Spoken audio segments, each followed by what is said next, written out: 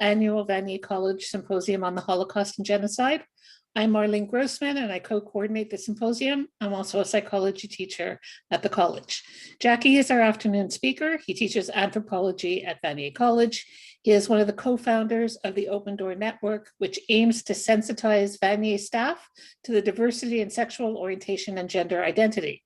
He is also heavily engaged in reparations towards Indigenous people of this land, mostly through efforts to support the Indigenization of the college.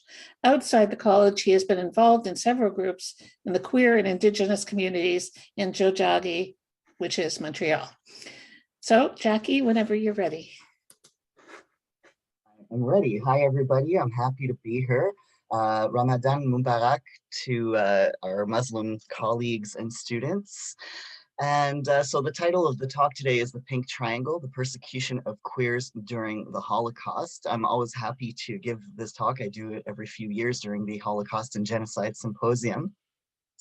I want to start with a bit of a land acknowledgement. I'd like to show gratitude to the Kanien'kehá:ka Nation for their longstanding and ongoing custodianship of the lands on which I live and work. And I acknowledge that Tioh'tia, otherwise known as Montreal, sits on unceded lands, and it has long been and continues to be a gathering place for First Peoples from all directions. And this is particularly important. Well, this is something that I always do when I give a presentation. And I think it's important to acknowledge, you know, we talk about genocide, and sometimes non-Indigenous folks here tend to think of something that happens only elsewhere, but there's an ongoing genocide against Indigenous peoples. And I work hard to raise awareness about that. And with regards to the topic that I'll be addressing today, well, women and queer people, some of whom go by the term two-spirit or by terms in their own Indigenous languages, have actually been prime targets for this genocide. And today, they're often at the forefront of Indigenous land protection movements. So I want to recognize that as well. And that's heavily connected to the reparations and reconciliation that I work towards in my professional and personal life. And a lot of that work is done here at Vanier. And so if anybody would like to know more about what we do on that front, you have my contact info there on the screen, and that'll come up a couple of times, including at the end of the presentation. And so why do I do this presentation? I'm always happy to be invited. And again, it's one of these rotating presentations that happens during the symposium. So every few years, I did it for the first time, I believe around 2005 or 2006. And it was, I had two colleagues who encouraged me to do this. At the time, Neil Kaplan, who used to organize this, he was the head of Jewish studies and a humanities teacher here at Vanier, and my colleague Savak Manjikian, also in humanities, who was involved in organizing the symposium at the time as well. They encouraged me because when I was just starting to learn about this history at the time, and I spoke with them about it, and they go, you know, why don't you present on it? And so that's when I first put this presentation together. And, you know, it's evolved since then. I've added some things, and just, you know, every time I do it, I brush up on my knowledge a little bit. I do want to clarify that when we talk about this, about the persecution of queer people during the Holocaust, it's absolutely not at all with the goal of minimizing the experience of Jewish people during the Holocaust. I just want to make that clear. Like, it's not about, you know, any kind of oppression Olympics here. All right. So it's, you know, really honor all the people who have been targeted by this particular genocide and other genocides. And it's never about saying, oh, one group is more oppressed than the other. And also these groups are not mutually exclusive. As I'll kind of point out at some point during the presentation today, there were and are Jewish people who are queer. And if during the Holocaust, if you were both of these things, you know, so And another thing about this is that some of you, especially if you were involved in the LGBTIQA community, might have heard of the term chosen family. And when I think of people who were persecuted during the Holocaust, either because they were queer or were perceived to be queer, well, some of them did have kids, okay? So just because somebody's queer doesn't mean they don't have kids. I'm queer and I have a kid. But some of them did not, some either because they didn't live long enough to actually adopt or create children, or just they just didn't. And I like to kind of think of this along the same ideas as chosen family, as somebody who is able to exist as an openly queer and trans person today. I kind of think to the people before me who had bigger struggles. It's still not completely easy, but it's different. And so it's kind of, in a way, I see them as, you know, kind of chosen ancestors, in the same way that we talk about chosen family, people that we feel a strong relationship, family-like relationship, even if they're not blood.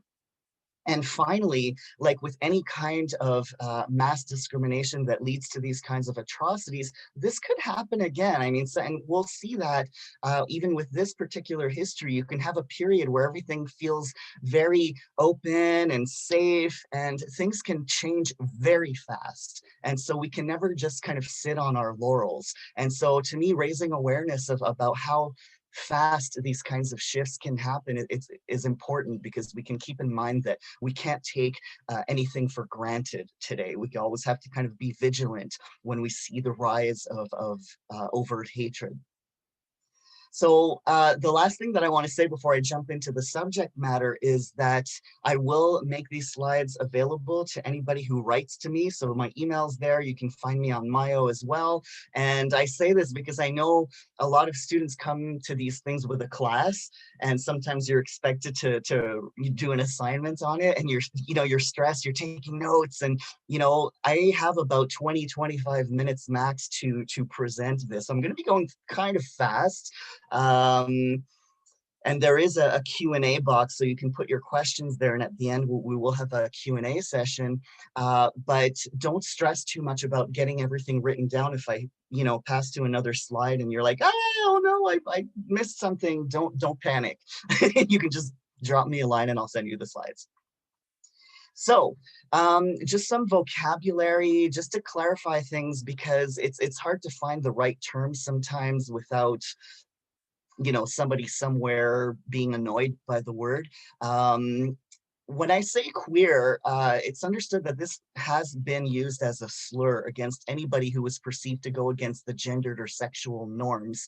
And it's often reclaimed as a positive identity marker. So I put that in the title of my slides in a very kind of broad way. There are some people who are lesbian, gay, bisexual, transgender, who don't like this word.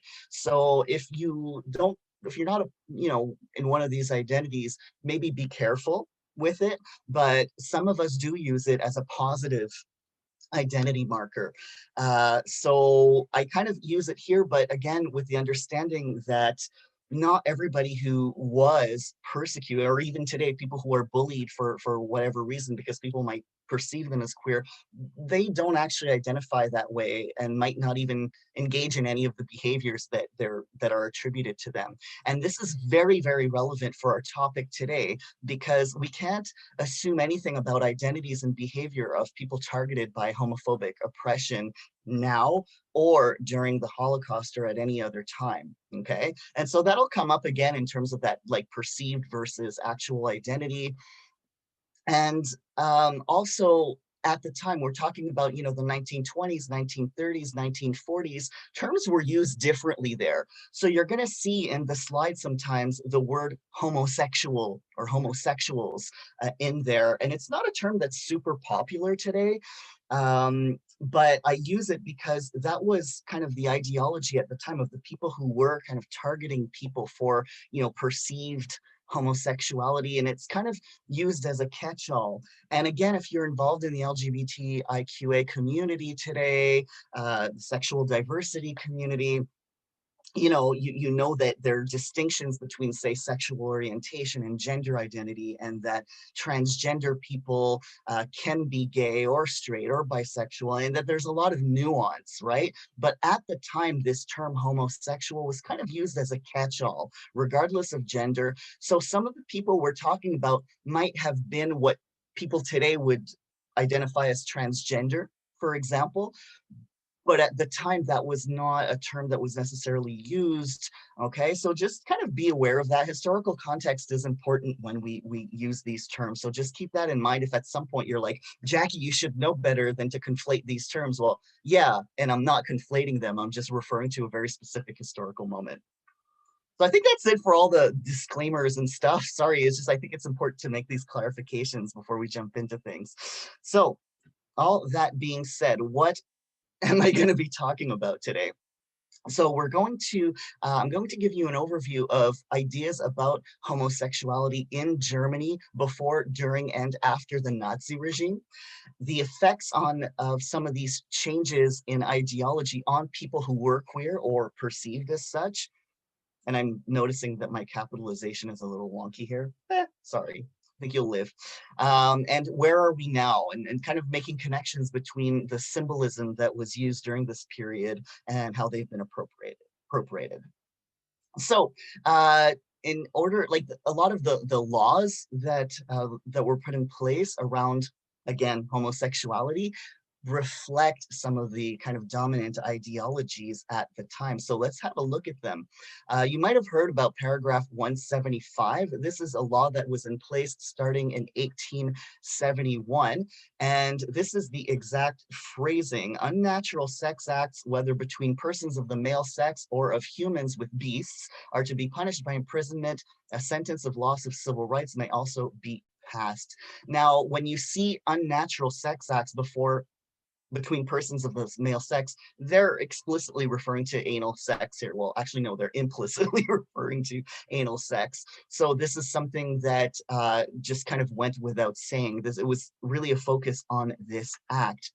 Now, in the decades that followed 1871, there were various attempts made at revision, because there was actually a growing gay rights movement at the time. And this is when I say things can change very fast, this is where that comes into play, because sometimes, in the past few decades, as there's been a lot of massive change on the with when it comes to these rights today, there's a tendency to think that these rights were never there before, that there's this somehow linear progression that's happened over time, but that's not the case. So there was a period in the early 1900s where things were really coming along in Germany in particular. So this guy here is Magnus Hirschfeld. He was a physician and a sexologist at the time. He did a lot of work politically and scientifically on this front. And he was one of the founders, or I think the founder, in 1897 of the Scientific Humanitarian Committee. So they would lobby the government for positive change. And also in 1919, the Institute of Sexual Science. And so they had a lot of documentation. So there were social clubs for people to get together. This picture on the bottom is actually a picture that was taken at a party for the Institute of Sexual Science, and Magnus Hirschfeld is there. Now you can't see where I'm pointing with my mouse. I'm still not used to this online format, but in the bottom right, you can probably recognize him from the top picture, and he's holding hands with his partner. And there was a lot of change happening at the time, and one of those changes was to try to change the nature of this law. And there was a very thriving queer subculture in Germany in the 1920s. So here are some ads. On the left here, you have this ad with all these little images in it for a bar called El Dorado, which was a very popular bar for all kinds of queer people, lesbians, gay men, trans people. And on the bottom here was an advertisement for a women's club. Okay, so it's a social club, not necessarily a bar. This is not always just about bars. So especially in urban areas, and those of you who write to me and get the slides, anytime you see a link thing, you'll be able to click here and get some more information. This link takes you to a link about that bar I was just telling you about, the El Dorado. So Berlin was sometimes known as a gay Eden, right? So it was, you know, again, it wasn't necessarily something where everybody was very happy about it and people could walk around all over the city hand in hand, but you had maybe a section of town where people could feel pretty safe. And it doesn't mean there were never any police raids, but it wasn't as dire. You know, people could, you know, pretty much do their thing. There was also some growing media representation. So again, these are clickable links that you'll be able to access. There was a magazine called Das Drei Geschlecht, which means the third sex. And this film that included Magnus Hirschfeld, he's right here, Anders als die anderen, so different from the others, which was a positive portrayal of gay men. So at the beginning of the Nazi regime, so around 1933, things started to become more overtly homophobic. So the government was starting to act more against gay rights. So they would ban gay groups, bars. There were more raids in bars, and a lot of them actually wound up closed. And so queer people actually became isolated and had to start to hide more than they did before. So here's a picture. I mentioned that very popular bar, the El Dorado. The one on the left is when it was still kind of open and thriving, and you have some nice imagery there. And then afterwards, with the Nazi signs in the windows, and so it's that was a pretty rapid change. You go from having a place where you can gather with people who get you, meet people, make friends, meet lovers, and then you have to hide for your own life. So that was a pretty fast shift. There was a raid in 1933 on the Institute for Sexual Science, which I mentioned earlier, the institute that was founded by Magnus Hirschfeld. And so there in one picture, you see the march heading towards the institute, and then the aftermath in the other picture, they burnt the library and the archives.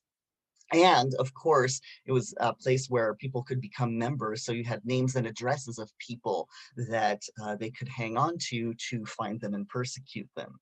Okay, so that was one kind of big marking event in all of this. Now, the other thing that happened, so in 1935, the Nazis revised the law, paragraph 175, and they made it more vague. So if you recall the first version, there was the whole thing of unnatural sex acts, right? Now it's even more vague. So a man who engages as the active or passive partner in lewdness with another man is to be punished by imprisonment. So what is lewd? So first, yeah, they removed the unnatural sex acts. So it's no longer a very specific act. And what does lewdness even mean? It could be anything. It's very subject to interpretation. It can include kissing, mutual masturbation, side-by-side masturbation. So you're not even touching the other person. A seductive gaze, which can be anything, right? Anybody can interpret something as a seductive gaze if they want to.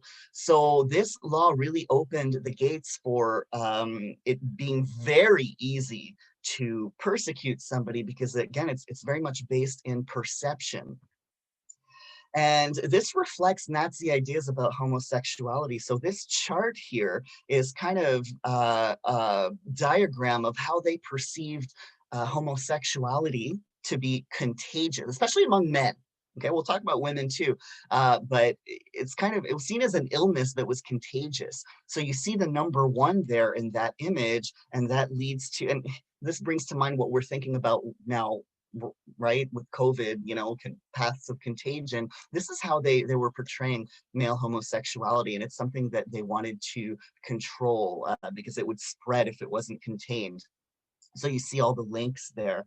Female homosexuality was seen as a problem, but it was seen as something that could be cured, because the way they saw it, well, with women you can, and sorry, this could be triggering for some people, but they could force them to act otherwise, right? In ways that they couldn't necessarily do with men. I'm talking about their ideology here. We know it's more complex than that, but this was kind of the whole shift in this law really reflected this ideology here. And just here, Heinrich Himmler, a very well-known Nazi, said this in relation to what we we're just talking about. We must exterminate these people root and branch. We can't permit such danger to the country. The homosexual must be entirely eliminated. This is something somebody said, and I know that today it might be hard to believe that somebody has said this, and it wasn't that long ago. I mean, it feels like a long time ago, but really in the grand scheme of humanity, this wasn't very long ago. So how did that translate in a concrete way? Well, there started to be mass arrests of men, again, perceived as gay. Some of them were not. Some of them were bisexual, some of them might have been trans, but they were perceived as homosexuals, and that was enough. So the numbers went up dramatically after the passing of this new version of the law. So I know some of you students are panicking. You're going to want to write down these numbers. Please don't panic. You'll get the slides if you want them. So 1934, this is the year before the law passed, there were 766 men arrested. 2 years later, you have 4,000. 4 years later, the number doubles again, okay? So that's pretty extreme. And what were the criteria? Well, what criteria, right? You didn't really need much. As we said, lewdness could be anything. So gossip, so people talking about each other, which brings us back a little bit to a similarity with the witch hunts in Europe in the 1600s, right? And it just, this idea of gossiping to get other people in trouble, just a touch or a gaze that could just be friendly between guys who consider themselves to be brothers or they're just close friends, that could be interpreted as lewdness. And so, yeah, I jumped the gun here, but I'm making that connection with this concept of lewdness from the Nazi version of paragraph 175. So that was enough to get you arrested. So in total, in this period between 1933, before that new version of paragraph 175, and the end of World War II, a total of 100,000 men were arrested for homosexuality or perceived homosexuality. 50,000 were imprisoned. An undetermined number sent to what they called mental hospitals, not my term, their term. Many of them were castrated because that was seen as, and there was some medical experimentation in this kind of whole attempt to find a cure. 10,000 or more were sent to camps. And now I'm not going into the nuances of this so much because we have limited time, but when we say imprisoned, how is that different from going to the camps? Remember, this was a law, so you had men who were, when we say they were arrested, they were sent to a regular jail. Okay, and so that when we say those 100,000 men were arrested, they were stopped, some of them were let go, 50,000 of them were actually sent to jail, and they'd stay there for a while. Some of them would be let go, but then among those 10,000 or more, it's hard to find exact numbers, were actually sent to camps. And 60% of those who were sent to camps wound up dying there. So what about women? We've been talking about men a lot, and we said earlier that part of the ideology was that female homosexuality, well, that could be cured more easily, right? So there isn't a lot of documentation of the persecution of women for being lesbians or bi or trans. Often they were arrested for other reasons. So it might be noted that they were, say, suspected of, say, lesbianism or female homosexuality, but the primary reason that was written down was that they were Jewish or Roma, which, if you don't know, Roma is the word people use for themselves instead of gypsy. Gypsy is considered to be a slur. So these folks were also persecuted. There were political prisoners, right? So that would be the primary reason, and being a lesbian would sometimes be secondary to that. Some women were, arrested or put in camps for being what was considered asocial. And to be asocial was this catch-all term for going against the grain. Maybe you were refusing to marry and reproduce. So this talk is about the persecution of queers, right? But even if you weren't part of one of the target groups, you were just kind of a, you know, plain old German woman, it wasn't a good time for you then, because part of that project of preserving the so-called master race, the Aryan race, was to reproduce more Aryan kids.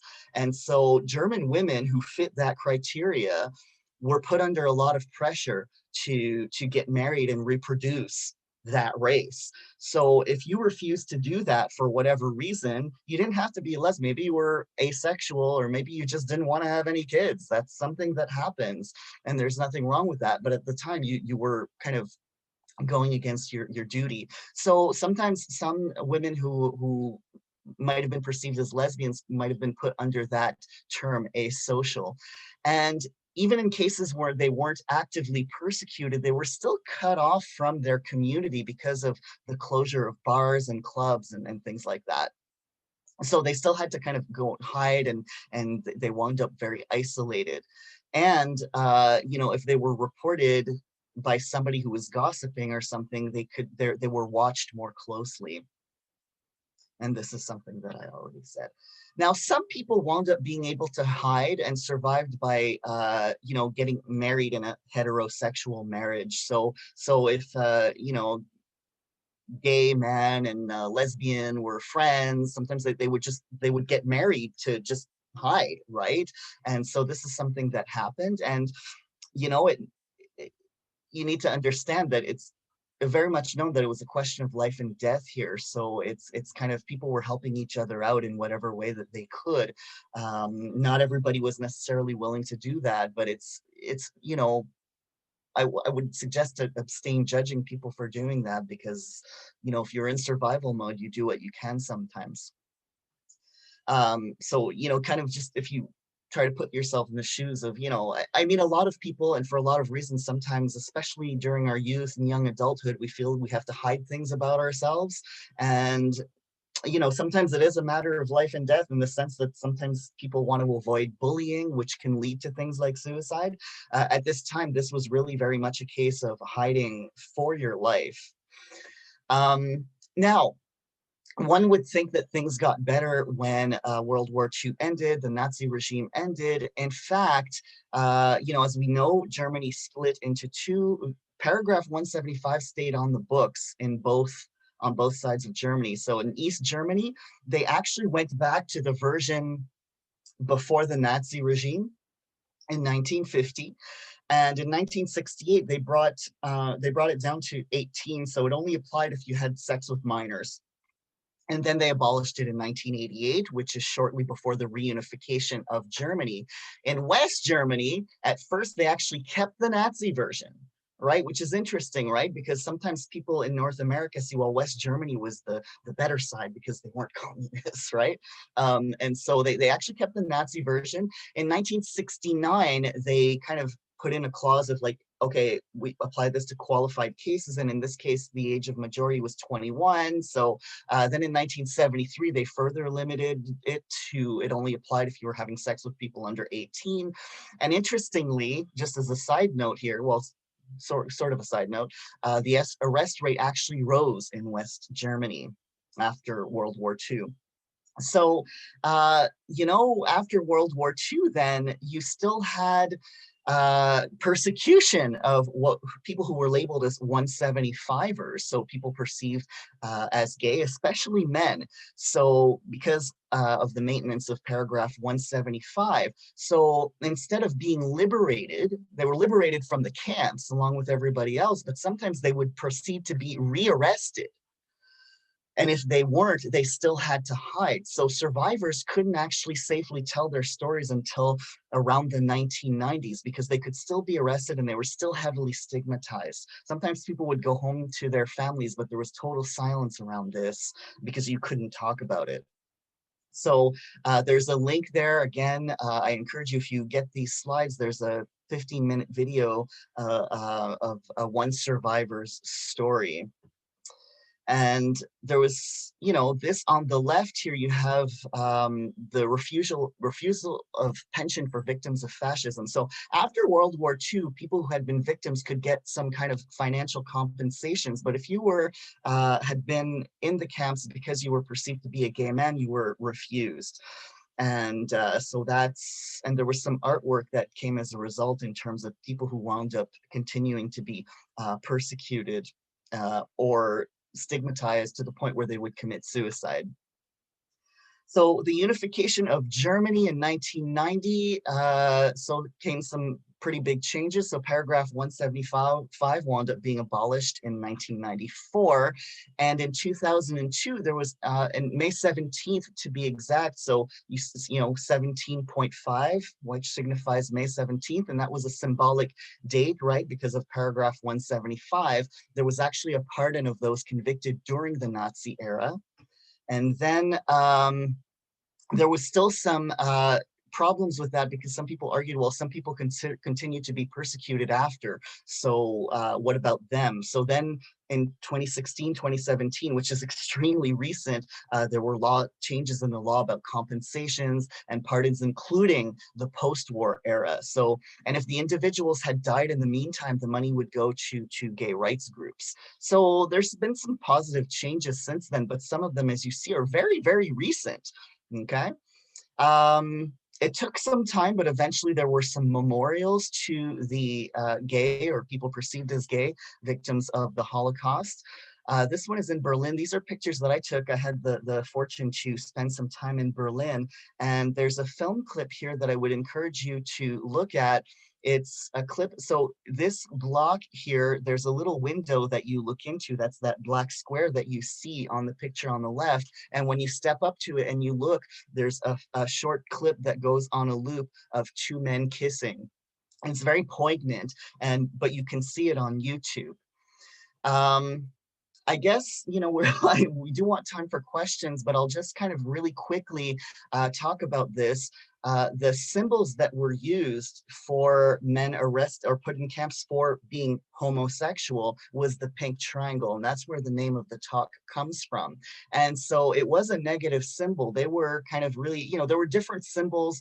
You can look up these charts online where of all the different symbols that were on the uniforms of people in these camps. And so the pink triangle was the one for gay men, and if you were Jewish and gay, there would be the yellow Star of David and the pink triangle on top, and then you were really in massive trouble because very few of those people survived. Now, today, you see, if you've ever been curious because you went to a pride event or something, or, you know, you see this pink triangle everywhere, and then you find out, wait, this was a negative symbol. Well, what's up with that? And I can understand that. And that's why some people, not all LGBTIQA people appreciate this symbol. So we're all different. Some people believe in reclaiming something that was used as a slur or a negative symbol, and other people just don't see how that can be done. And those are both valid positions. So, but you do see it. So sometimes you see the rainbow colors in it. Sometimes it stays pink. The black triangle was the one that was used for people labeled as asocial. So sometimes it's used for lesbian pride. Okay. And just kind of some closing thoughts on that. So then, you know, at the time it was a symbol that was imposed as a marker of identity, and the identity was based on activity that was perceived as degenerate, okay? And it led to isolation and destruction of the human spirit. But today, this symbol has been chosen as a marker of identity by some, again, not all, and it's based on solidarity and pride. So it has a much different flavor today for those who adopt it. And for many people, it leads to feelings of commonality and well-being because they get a sense of community. At least this is what the triangle symbolizes for some people now. And in a strange twist, during the Nazi regime, those who were against homosexuality wanted this group to be identifiable. Okay, they wanted to know who they were. And in many Western nations today, and this is getting better, but the people who are still very homophobic, sometimes they'd say they'd rather not know about it. Or you'll hear people say, well, I don't care what they do, but I don't want to see it in public. Or, you know, so it's a kind of a weird, so homophobia then and now have a different kind of flavor. So these are some resources. Again, you'll have access to these if you want to do your own research on this, you want to write a paper on this. There are 2 pages of resources here in the slides. And there's my email. And with that, I am ready to open things up to questions. I'll leave this up for like 30 seconds, and then I'm going to put on a second slide as we do the Q&A, and it's just images, pictures of people who either died during the Holocaust or survived, and it'll just play on a loop as we do the Q&A. So if you do have any questions, please feel free to type them in the question and answer box. I'm going to lead off the questions, if that's okay with you, Jacky. Do you know if there were any criteria for who ended up in the camps versus who ended up in jail? That's a really good question. I'd have to go back and research that. I think probably a lot of it was very subjective and subject to how well you towed the line, I guess, when you were in jail. I think that sometimes in jail, well, people were very mistreated in jails if they were imprisoned for this reason. And I think that, you know, this is an educated guess, but I have to research this just to be clear. In my mind, it's possible that if they cooperated and gave names, for example, because that was one big thing that happened during arrest, you were maybe beaten and tortured until you would give up names. So maybe some level of cooperation would get them out, maybe agreeing to stop your behavior. Some people wound up joining the Nazi regime and joining the army. And that didn't always work, because sometimes they'd wound up getting sent to the camps anyway. So there might have been all kinds of reasons there. Okay, and I think also if you had more than one form of marginalization against you. So if they found out you were, for example, Jewish, or, you know, one of the other identities that were persecuted in addition to being thought to be gay, then yeah, you had a better chance of going to the camps. Okay, thank you. So and the ones that did end up in the camps, were they treated equal, like the same as other Jews, or were they treated worse, or this, you know, what was their treatment like? They definitely were subject to special treatments. They were kept in their own areas. So you had some, I don't remember the term, if they were bunkers or dormitories or you know, buildings where they all slept. They were kept together. And I'm not sure how much I'm going to go into, like in the slides that I showed before, there's a whole other section of slides that were in the original presentation, but in the name of brevity, I put them at the end. So people who choose to look at them later can look through them at their own discretion. There's a bit more graphic description, but there were some special forms of humiliation and torture that were reserved for 175ers or pink triangles, including names that had to do with their perceived sexual orientation, some of them more vulgar than others. Special kinds of beatings that were reserved for them. Some of the forms of punishment and torture were of a sexual nature, meant to humiliate them because of their perceived sexuality. And I'm not going to go into more detail than that, because that would require a big trigger warning, and I don't want to, maybe some people aren't prepared for that. Again, you can learn more in the slides if you get them. One big thing also was to kind of isolate them from others, because they were labeled with pink triangles. Other prisoners didn't want to be associated with them, because you could be then guilty by association. There were medical experiments, because there's a Danish doctor who was part of the Nazis named Karl Vernet. He would experiment, sometimes castrate them, sometimes try to force them to have sex with women, all kinds of things like that that were very, very specific. And of course, there's the labor, which a lot of people were subject to, but I think that the pink triangle prisoners, along with the Jewish prisoners, were some of the ones who were subject to the hardest labor. Some of that pointless labor, like bringing big rocks back and forth to one end of the yard to another. There's one pile at one end, you have to bring them to the other end and then bring them back just all day, just kind of this pointless, meaningless, dispiriting work. So those were some of the things. There was one last thing that I wanted to mention there, but now it's not. Oh yeah, things like at night, even if it was cold, they first of all, these places were cold, right, for everybody, but they were forced often to sleep with the lights on with their hands above the blankets. Otherwise, they could be punished because, they were suspected of, like, as soon as the lights would go off, they'd start masturbating or something, because, that's a thing that only gay men would do, apparently, for some ridiculous reason. But yeah, there were definitely special treatments that were reserved for these prisoners. Thank you. I don't see any questions coming up. I think that means your PowerPoint was very thorough. So if nobody has any questions, I'm going to say thank you to Jacky. Thank you for spending time with us. Thank you for a great presentation. And you have comments coming up saying amazing presentation and thank you from the participants. So thank you again, and thank you for all the participants for joining. I hope you enjoyed, and we'll see you soon. Bye, everybody. Thank you.